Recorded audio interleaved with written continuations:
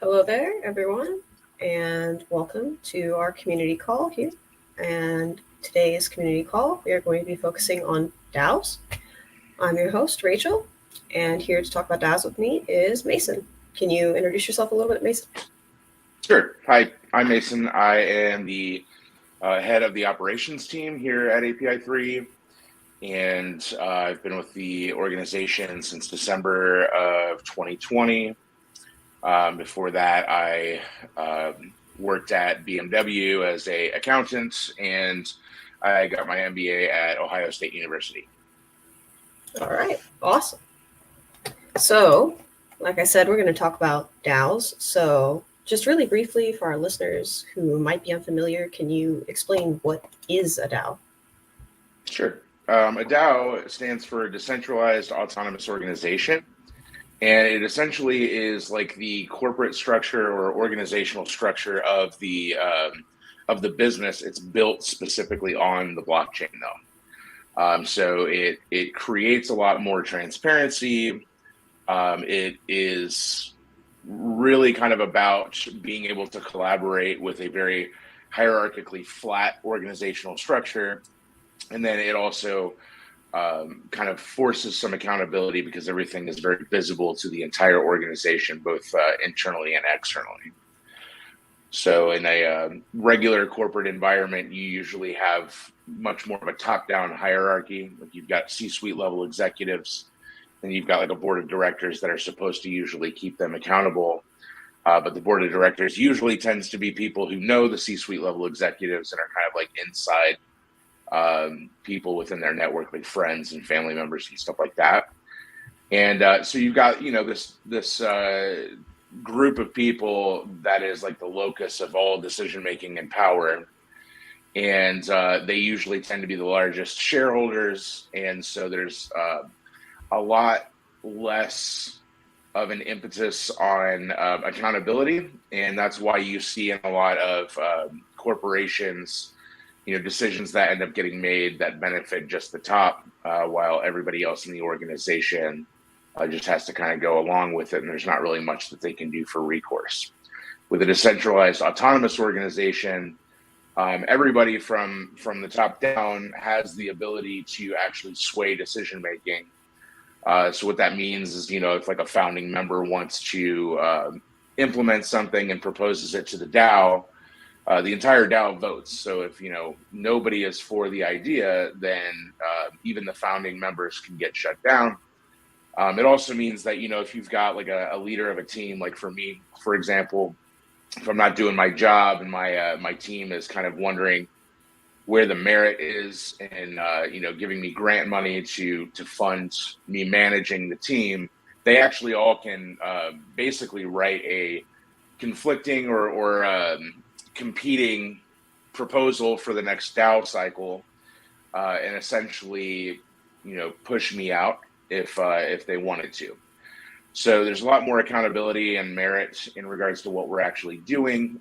It's a lot more visible, and nobody is safe. But with that comes a level of ownership, I think, and an entrepreneurial mindset, all across the board with people who are collaborating in the space. Yeah, it kind of answered a little bit what my other question was going to be, is like, what is the kind of benefits or not benefits essentially of running your organization as a DAO. So if you wanted to like elaborate a little bit more on that. Sure. Yeah, it's increased accountability, right? So, I mean, at the end of the day, every budget for each team goes through a proposal cycle that lasts only 3 months. So basically, within that proposal, you have to kind of discuss what it is that you've done so far, what you intend to do, why that costs money, why you need money, and then everybody votes on whether or not you get that grant money, and that allows you to continue operating in the way in which you see fit based off of your proposal, right? So the thing that's really nice about it is it basically it makes it a lot more engaging. Even outsiders who are in the DAO, like if you hold API 3 tokens and you're actually in governance, what that means is like even outside of the organization, you have the ability to sway decision making and so on and so forth, right? So obviously all decision making is based on increasing the value that is being created by the organization. So as outsiders, if I've got millions of dollars in API 3 tokens and I really think the direction of the organization is this way, and it specifically would be an operations type thing, and the operations team is proposing something that's in the opposite direction, I have the ability to actually sway the decision making based upon my vote. There's also the ability for outsiders who might be able to add value just because of their area of expertise or the industry that they're in, to actually provide meaningful change and to get involved with us as well. So that's another big benefit is like, let's say that we have been talking about numerous things that we're wanting to do or things that we're wanting to change or get better at. And you've got somebody who's a subject matter expert at an industry, a leading industry in the same space, right? So they have a lot more knowledge and resources to really make that happen and execute better. And so if that's the case, they actually have the ability to write a proposal that requests funding and has deliverables and outcomes that align to what the organization as a whole is trying to accomplish, which is a huge benefit in this space. Like you can just join our forums and start to see like the proposals that are coming out, what it is that we're actually doing, and then participate in a way that provides meaningful value to the organization as a whole. So it's a lot more collaborative in nature. It's a lot less of a structured organization and much more of a group of people who are collaborating together. But because it's built on a blockchain and it's much more transparent, it creates this layer of accountability that isn't about needing a manager to basically say what you can and cannot do. Or, in a lot of cases I've noticed in corporate environments, you get somebody who's a manager who's not necessarily good at leadership. They're just good at their job. And so, they've got this team of people that they have power over. And unfortunately, it's very easy for people with newfound power to wield it kind of unnecessarily or let their ego get in the mix. And so this creates a lot of bureaucracy and it is anti-meritocratic. And with a DAO, because of the fact that it's very collaborative, it almost forces even people who might not be very good leaders to think twice about doing anything that's not meritocratic, because, like I said, nobody is safe. So that's a huge benefit, I think, of decentralized autonomous organizations, is that, again, it creates this kind of ownership in what we're doing, no matter who you are, no matter where you are in the organization, or even if you're external. And that really it makes it a lot easier to get up and work and do a job per se, when you don't think that somebody is just going to lord their power over you, and regardless of the merit of your work, you're still being treated unfairly, and so on and so forth. So those are huge kind of, I'd say, qualitative benefits of a DAO. And I also think some quantitative benefits of a DAO are that it makes it more efficient, and it also makes it possible to actually incorporate really unique things into a business model. Like for API 3, the governance token and so on and so forth, that actually, the DAO actually creates the ability for us to offer, a claims process where there's quantifiable security behind, like our data feeds, where you can be compensated if for whatever reason there's a hack or a bug in the code. The only reason that that's possible is because everyone is encouraged to look through the open source code, find any gaps or holes that they can, uncover any ways in which there could be an exploit.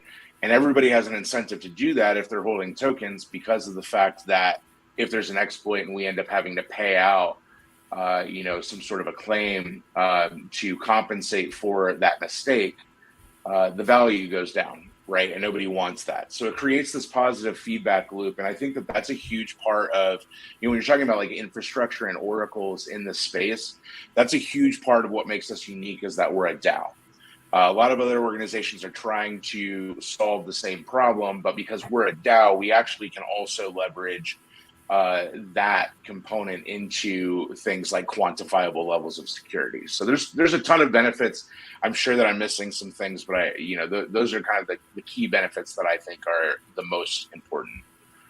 Yeah, there's a lot of that are kind of like general benefits, but there's also a lot, like you mentioned, that are specific to API 3 and why we run as a DAO, essentially. So yeah, that's all excellent. What do you think defines a successful DAO? Yeah, so it's a very new concept, a DAO, and the thing is like human nature still gets in the way. So it's very easy, I think, if you're like a group of 5 to 10 developers who get a bunch of venture capital funding, to now all of a sudden, overnight, seemingly you're worth millions, and it's a lot easier, I think, for the centralization, or like that cluster of founding members to want to hold on to that kind of control and power. And so a big thing about being a successful DAO is how quickly you can decentralize, because up front you need to have centralization, just because there needs to be a coordinated effort in what you're building, right? But it needs to be fully decentralized as quickly as possible. I think with API 3, what we've really done is, as different teams started to become a natural necessity, and we were growing really rapidly and building out these teams, we were equally giving out token allocations, which give a lot of governance power to everyone. And that's been a consistent thing, right? So the more and more that tokens get dispersed evenly around, the teams that are working here, the more that everyone is able to be accountable to each other. So essentially, all the teams can hold the founding members accountable, and vice versa. So I think that a huge challenge in this space is really, how quickly you can decentralize, and really kind of like getting a gauge of the personalities of the people who start this, because, it's one thing to say, oh, we're going to be a DAO. It's another thing to really see, proof in the pudding. Like, a lot of actions speak louder than words. So if you're following a Discord and you're in the forums and you're seeing that founding members are just as open to constructive feedback, and they're just as engaged in conversation as the rest of the community, that's a good sign. It's also a good sign to see more and more people getting added to allocations, and allocations getting spread around with different partnerships as well. Like, one of the things that API 3 has done, I think that's extremely important, is as we were building out the API 3 alliance with API providers, we also offered an incentive of tokens so that they are able to actually participate in governance as well. And that's really important, right? Because being in the Web 2 space, if this is kind of my bread and butter and I'm dipping my toe into the blockchain space, it's nice to know that I actually have the ability to get involved in the conversation when it comes to how my data is being handled. with the organization. So if every stakeholder, not just people who are working in the project, but anybody who is impacted, any stakeholder that's impacted by the project, if they're all token holders, then it creates this positive feedback loop, because everyone has an incentive to continuously try and create and increase value. And so, you can really only do that if you're fully decentralized and the governing power is spread out in such a way that, like, the original founding people can't just say, oh, well, we know that majority is saying that we want this, but we have more weight behind our votes, so we're just going to sway everything towards what we want instead of listening to the community. I think that's a big thing. You see a lot of like rising and falling of DAOs, and I think that failed DAOs are already kind of showing us what does and does not work. It seems like at a high level, most of it just really has to do with how rapidly you can get to fully decentralized when it comes to governing. But I think, there's like an existential aspect of this too that's really interesting. Like, if you think about like a country, you have things like governance and a governing body.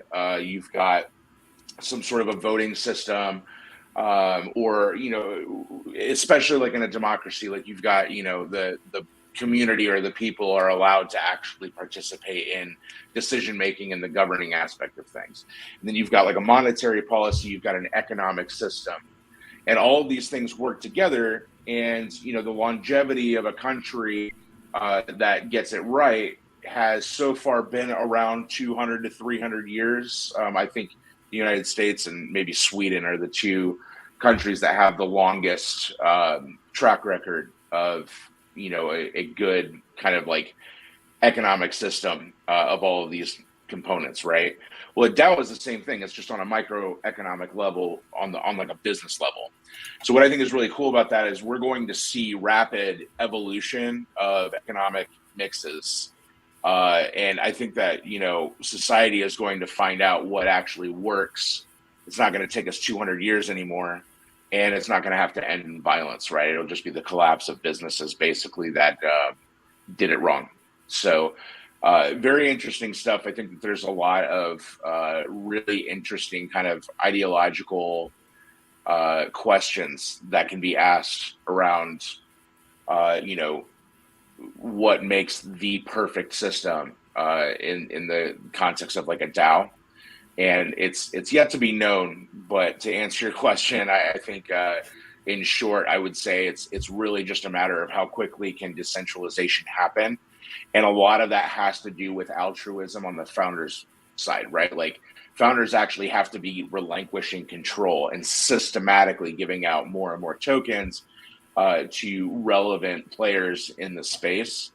And so you can kind of see whether or not that's happening from the very beginning. If somebody does like an IDO or whatever, from that point 6 months out, how many tokens have been distributed throughout the community for various, jobs or contributions or partnerships or what have you. So, and like you said, it's something that really encourages involvement, like active involvement by everybody that is in the project, whether they're in the kind of actual team of the project or whether they hold tokens for various reasons that end up being, governance power.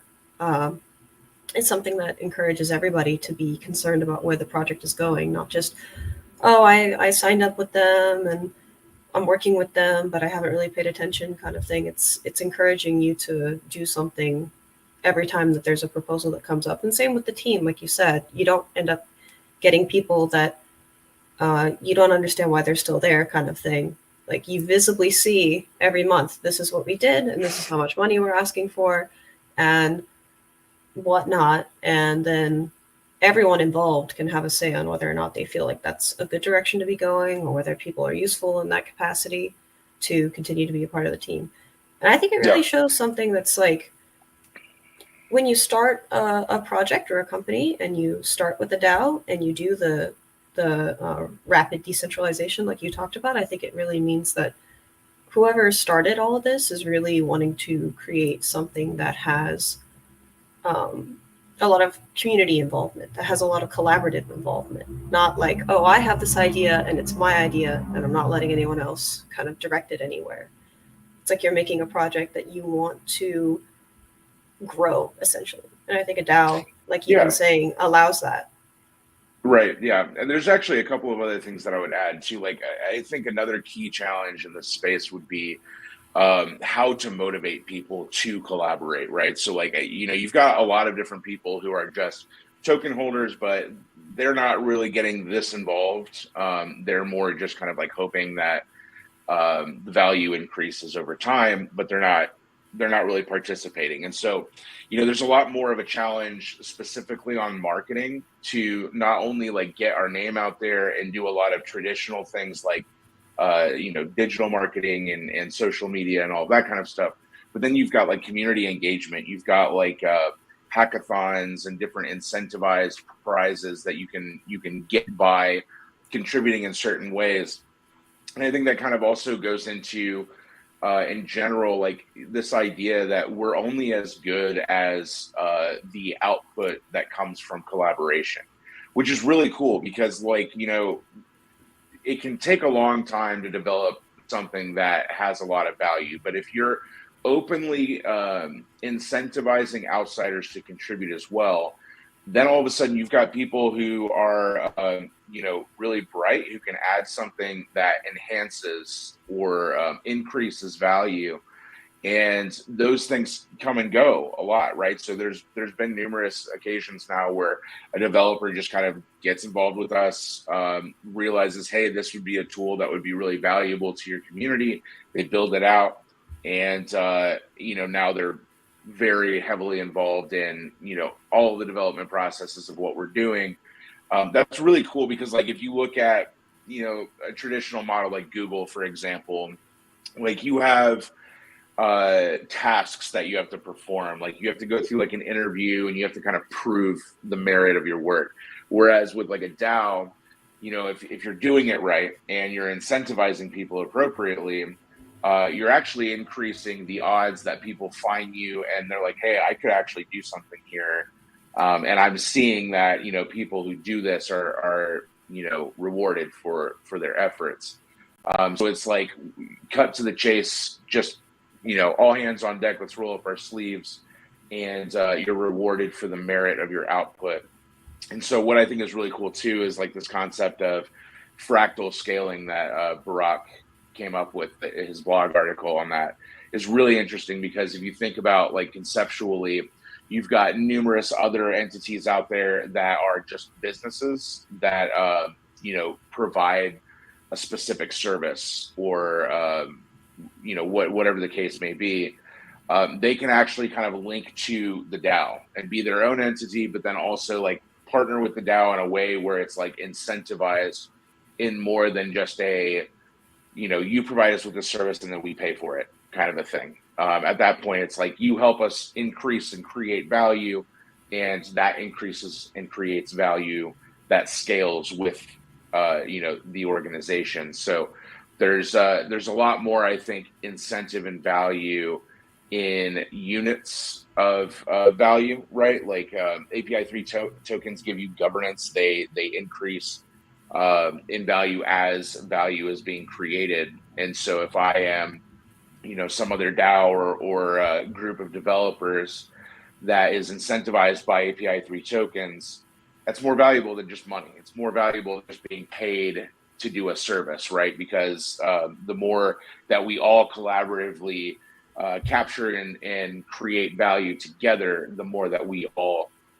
increase that and kind of share in the benefit of that. So, right. And we talked about kind of partners and people who are involved with everything. I'm going to paraphrase kind of one of the community questions that we got was, do you think the DAO is a more effective way to kind of filter the quality of the people that we work with? And I think that was sort of already answered in the way that it does, because we're very transparent with who we're working with and what they're doing.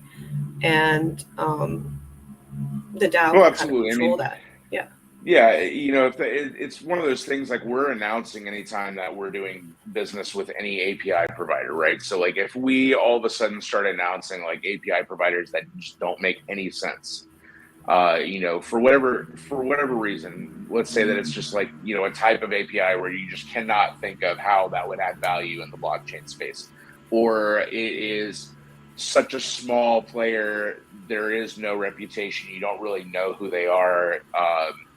There's no kind of like, reputational thing for them to fall back on. Well, I mean, like a lot of our white paper and what we're doing is based off of, the Web2 space being kind of reliant on their reputation. So it stands to reason that they would not be interested in foul play that would compromise their business model. Well, if all of the API providers that we're announcing are all, one and two man operations that nobody's ever heard of, that's like in direct contrast and conflict to what we are saying is, a value add of first party oracles.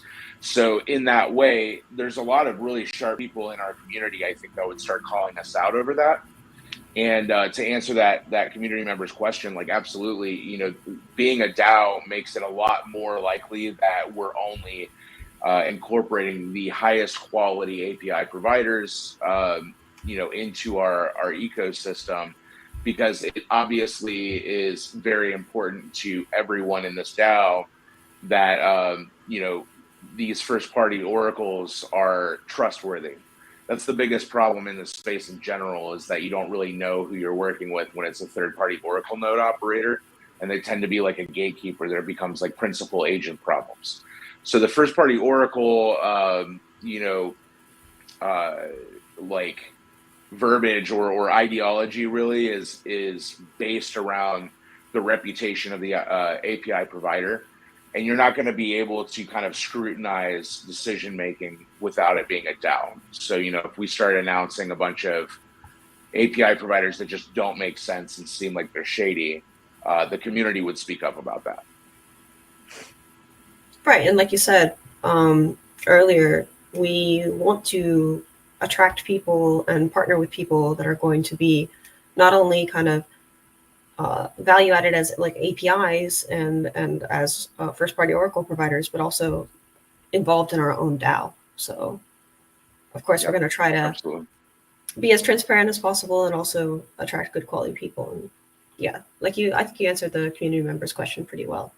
I'm going to give it, because our stream kind of has a little bit of delay from when I can see comments on things. So I'm just going to give it a little bit of time to see if somebody who happens to be watching right now has any questions to ask us. But other than that, if I don't see anything come up in the next minute or so, to kind of summarize everything, we've been talking about the kind of what DAOs do, what benefits DAOs can provide, how API 3 is really integrated with our DAO, how we try to encourage people to participate, and how it benefits us overall.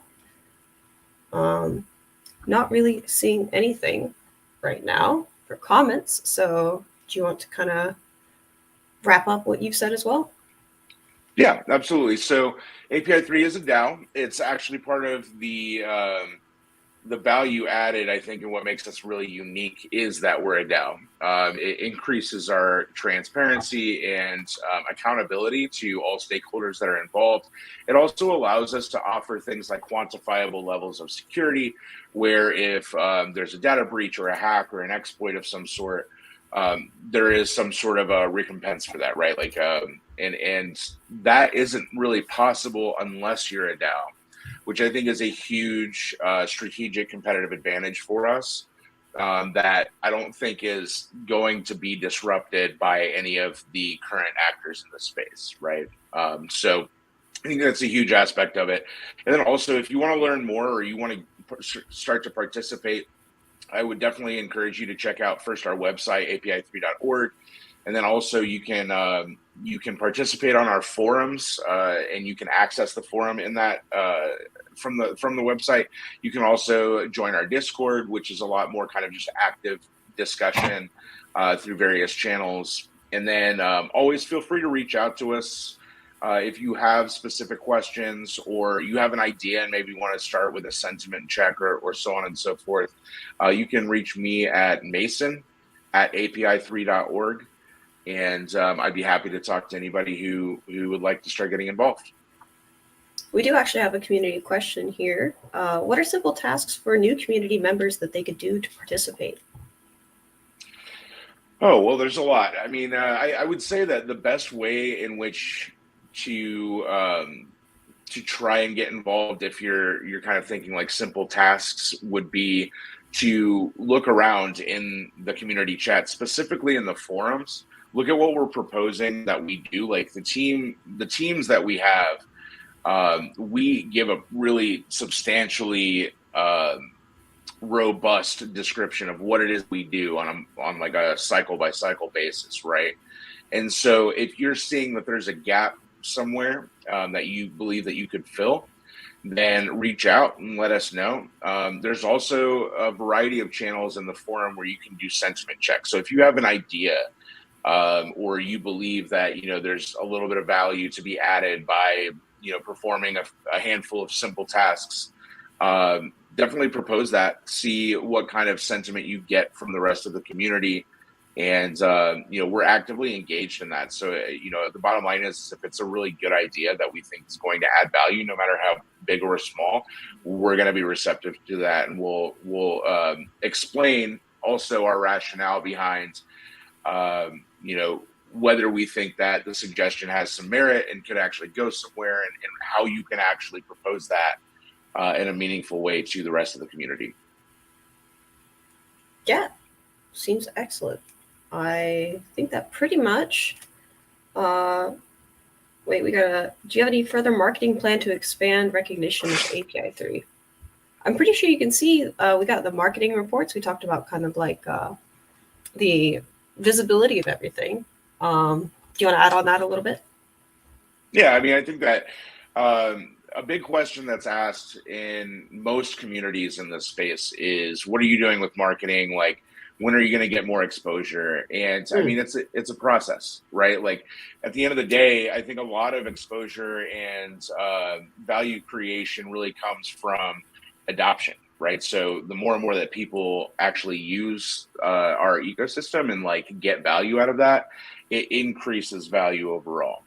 I think the marketing team though is doing a really great job. I mean, there's a variety of people who actually contribute to blogs, either our own blogs or their personal blogs that, it's known that we're from API 3, but we're talking about kind of this specific angle.